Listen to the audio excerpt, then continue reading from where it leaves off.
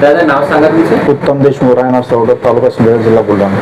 तुम्ही आपल्या इकडे डॉक्टर समीर देशमुख मेहकर इथे आले होते तेव्हा तुम्हाला काय त्रास होता? भरपूर त्रास होता मला, म्हणजे संडासला बसता येत नव्हतं, काहीच नाही असं. अं, आता चांगल्या प्रकारचा फरक आहे मला. बरं. हा त्रास तुम्हाला कधीपासून होता? हा मला 2 ते 3 महिन्यापासून. म्हणजे नेमकं कुठे दुखत होतं तुम्हाला? कमरत. कमरेत आणि खुप्यामध्ये? बॉलमध्ये दुखत हा होतं? बॉलमध्ये माझ्या. हा गाडी बिलकुल चालवता येत नव्हती? अजिबात गाडी नाही, ट्रॅक्टर नाही, काही चालवत नाही. म्हणजे दैनंदिन कामामध्ये अडचण काय होती? नेहमी अडचण वागता येत नव्हतं, चमका निघायचं त्या बॉल तीव्रता कशी होती? लय होते, भयानक तीव्रता? भयानक होते. गोळ्या वगैरे घेऊन फरक पडत होता का? नाही. पेन किलर घेतला तरी हो, काहीच नाही, फरक नाही पडत मला. 3 वेळ चिकलेल केलं होतं. औषध घेऊन फरकच नव्हता? नाही, काहीच मग नाही. दैनंदिनचे कामं?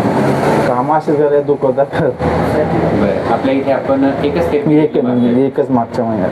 हे बॉलचा पेन, बॅक पेन कसं आहे?